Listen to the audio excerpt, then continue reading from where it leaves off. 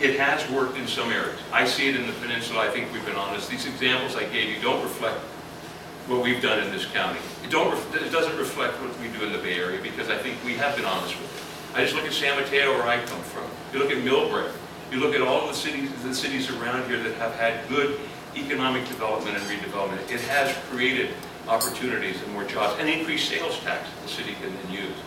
But that's not the norm around California. But I think if the challenge is, which it is today, to be honest, then we need to have the discussion as to, is that what we want today?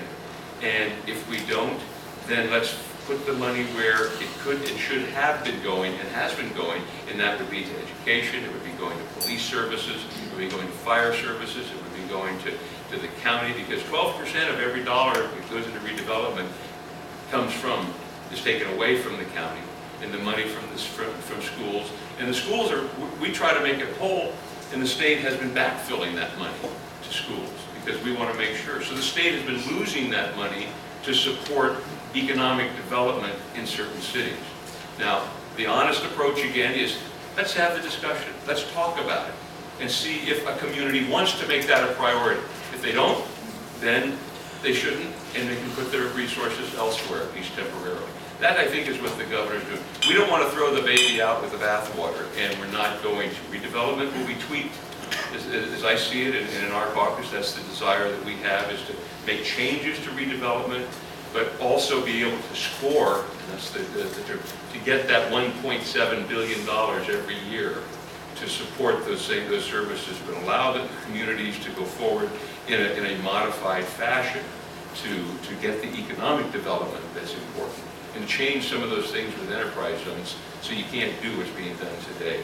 So that's the kind of the redevelopment, as I see it, the story in a nutshell.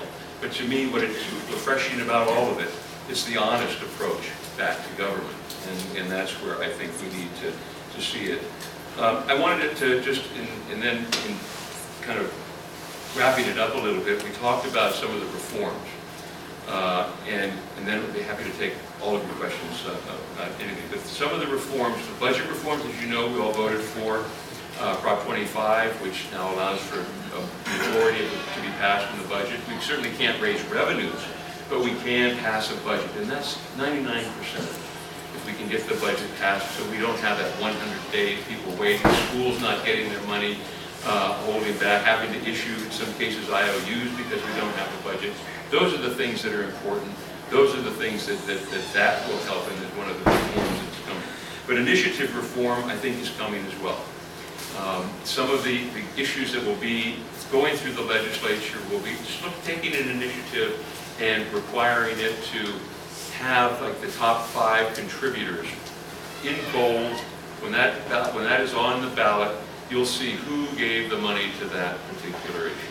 You can see that, as you know, the initiative process, as it started in 1910 by Hiram Johnson, as a reform effort to fight special interests who controlled California. That was the purpose of the initiative, to fight and control Southern Pacific was that special interest. And it worked. But now those same special interests have hijacked the process. And as last year, you know, we had PG&E with Prop 16 on the ballot, Mercury Insurance had another effort. $2 million, $2.5 million will put something and qualify it for the ballot. So if you have $2.5 million, you'll get something on the ballot for sure, and then let the people vote for it, and you can build enough support for it or have the money to get it passed. So it's tying things to that, trying to get better identification and transparency so people will know what it actually is. Identifying, kind of a pay-as-you-go. You have to have a clearly defined source of revenue for that particular initiative before it can pass. The other thing is, right now, to amend the Constitution, if we were to place something on the ballot, it takes 2/3 vote of the legislature. But when you put it on the ballot, it only takes a majority vote to pass it. So another idea is, if you're going to amend our Constitution, which has been amended 500 and some times since it was written, compared to the federal Constitution, but it's 500 and some times. This way, if you're going to amend the Constitution, it takes a 2/3 vote of the people to do that. It's that important of a thing to do that it takes that.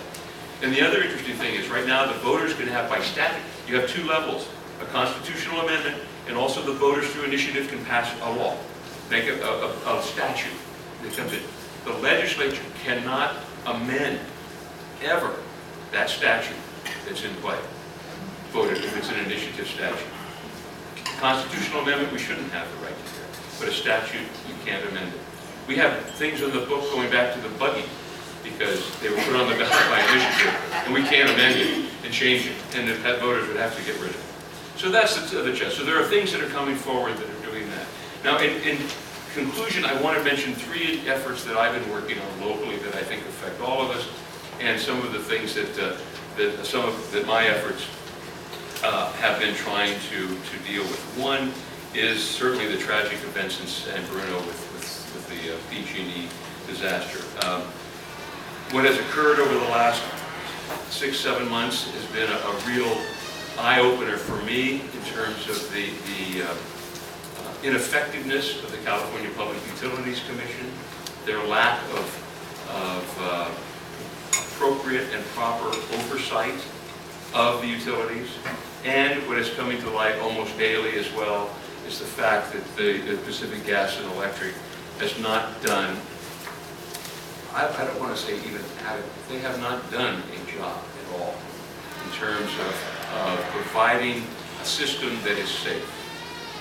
And they have shortcutted at every opportunity that I have seen and in everything that has come out. And there are a lot of, I can go into the details, but it is a problem. And I have legislation that we introduced that will try to address a number of those areas, and I am monitoring, watching every area of the discussion and every problem that comes out to make sure that we hold the California Public Utilities Commission accountable and responsible to do their job overseeing the safety of the utilities. It has not been done. They have been negligent in that, and they have failed the people of California in that job. And a lot of that has to do, you can say some of it is related to San Bruno, the fact that the PG&E does not know the type of pipe that they have in the ground. They do not know how it was manufactured, how it was installed, the type of pipe, and the fact that that pipe was unknown and that no one required them to determine that type or to find out what type it was, and then they were not required to test that pipe to an appropriate level to determine its safety.